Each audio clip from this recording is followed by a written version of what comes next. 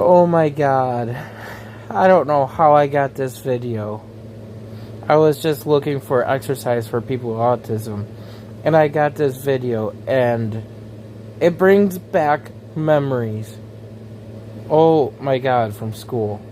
To another video. So this one's a little bit different, something special for you. We're going to take you inside of OT. It's like every... Hi. First of all, that OT swing was not exactly what the swing looked like I had in school. A video for you to share with you guys, so please excuse the voiceover. Okay, back to therapy. Done? Okay. The OT swing I had was a flat swing. I don't even remember. I don't even ever seen that OT swing. But there was also one that they had that you would sit in that would be like the one thing that like that. I would say cocoon type swing that you put on two different trees type thing that you would lay on. It would be something like that. Let's do the other stuff. Okay.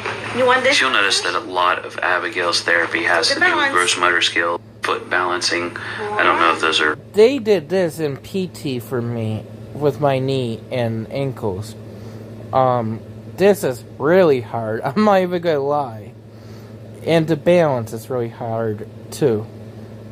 Fun actual too. Official words, but that's what I'm going with. And Abigail's always had an issue with that, with being uneasy with her footing and unsure on uneven surfaces. So this certainly, Abigail has a great time on it. I don't remember this at all. I remember them just using regular balls. I used to sit on, doing different things with sitting on the balls and laying on the ball and doing certain things. She loves doing these activities. And the other thing is, what interests me, and by the way, I remember the ball up here they use for some of my exercises, and I think it's because it helps. So this one works on her upper... I don't know if this is really for strength training, but he did say it helps with strength training, but for me, I thought it was more feeling good to go on with something like that bouncy feeling. Body strength, like in her shoulders, her triceps, her neck muscles, her lower back muscles. Abigail's always struggled with keeping her head up. Good. That I take. You have a lot of hand-eye coordination. The next part you're going to see, and I love this part. Good job, girl. Abby, that was awesome. In addition to this part here, throwing things into that little thing, I remember this all the time. They used to have they used to put like a cover on this where you had a smaller hole. I could never do that one. Once, then we have a lot of hand-eye coordination going on. Throwing beanbags, it's not just hand-eye coordination, but it also works on similar muscles, that throwing. Oh, you did an awesome job. Completing. Now she dominates. I remember this, and I hated the feeling of these buckets. Like balance, hand-eye coordination, they used to do type of activity. The important too. thing here was that I noticed is that Abigail kept going until she was successful in completing. Now she is getting assistance. The other thing in my OT room, they had an army rope ladder type thing that you had to climb up like this net of ladder. That was very difficult for me. Without holding on to, again, strengthening those muscles. 7. Very helps similar. her to manipulate her wrist and move her wrist like she... I remember this, and I don't think I would really do very well with this, but this is not only fun to do something like this, but it also requires a lot of patience, and it's hard too. I don't want to look. She has developed. She's a little bit behind on development, especially when you use your left hand. When it comes to those movements. This one's really complicated because of the amount of movements required to cut the paper, to rotate the paper with the other hand and hold it in place. When she's doing all... So, I don't even know why that was. Oops, I didn't know. But I didn't know what the peanut thing he was talking about, so I had to look it up. Wow, that reminds me of so many different things. I miss that OT swing. That one that hugged me. That really felt good. The other thing they used to do in school with me, they had these fishing poles. You had to, with a magnet on the end. And I saw that in another video too. And the other thing in that magnet, they had different size, different color letters and numbers. And you had to sit on, like, either the swing, you had to stand up maybe on one foot, maybe doing something on the balance board thing with that. Or they had different things that you had to be on to try to get the letter that they asked you for to get, or the number, or the color, or the size letter and color that they were asking for. And it was very difficult.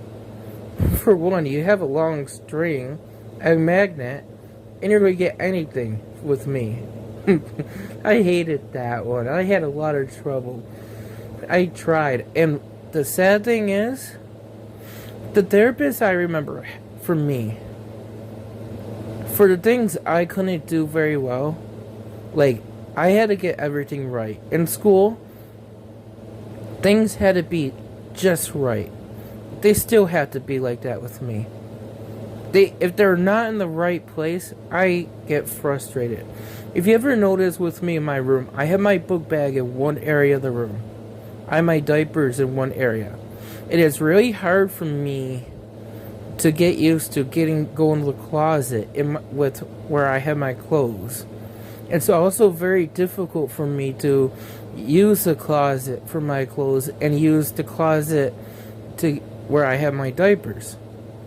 It's very difficult for me. I just struggle with it as I can't take changes. But when I don't have something the way I'm used to doing it, it's difficult. I have to have things just right. And if I can't do it right, I have to do it again. I had to do it until I get it perfect. I don't know why. It is something I just have to do. I had to be perfect at everything. Well, I hope this video helps you guys. It definitely did help me. I brought a lot of memories with me. But, let me get back to what I mean by perfect.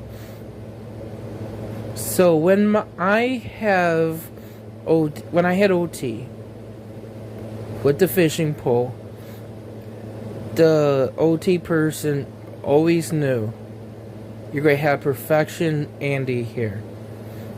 I was called Perfection Andy. I was called Mr. Procedure. I was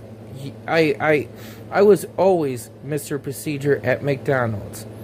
Nobody could break a rule without me noticing it and telling them, you can't do that. Oh, people hated that. Oh, God, yeah. So, it was only one time, one letter, one color, one size was my goal. One card with a magnet. Because the teacher knew if I couldn't get it and they didn't have enough time for me to go on to the goal was for the very first visit, and I don't remember much. I had a really bad day that day. I don't even remember anything, but I know from other people when they had OT with me, they usually had 5, and the kids could care less if they got the right letter or not, or right size or right color. Some kids didn't even know their colors, let alone letters or numbers, or what the difference, large or small. For me, I had to be perfect. I had trouble with that too. I'm not even going to just go there telling people I don't know I'm not trying to sound like I'm making fun of people. I had trouble not so much with the colors, but learning my letters. Numbers came very easy for me. Colors came very easy for me, but they had to work with me on my letters. Small or large, I had trouble with that. So I'm in the same boat as they are. they had me choose, like, for example, they had me choose what color I would be picking and whether it's going to be a letter or number. They chose what number or letter I needed. I chose a color. Whether it was they asked me, what color do you want today to pick? I had trouble saying it, so I had to point to the color I wanted. So they had green, red, blue, yellow. They asked me, would you like a letter or number? So they had A, B, C, all the letters and all the numbers, but they just wanted to know what letter or whether I wanted to use a letter or number.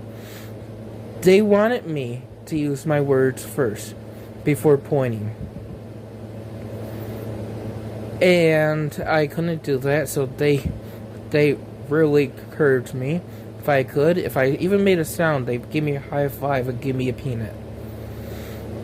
They would pick like a, when I picked, okay, I want a letter, and I point to a green, they're going to say, okay, you want to pick, can you pick?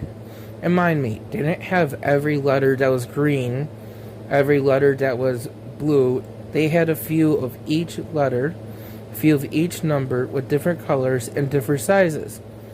For example, they always never used the letter A with me because I knew what the letter A was right away. For whatever reason, that was the letter I was always drawn to. Ask my mom, my scribbles on the wall were always decorated with the A. Oh God, and I got in trouble with my brother doing that. Wow. That brings memories. But I had them, they had done this with me. So they'll say, green, can you pick a green or a large green J, for example?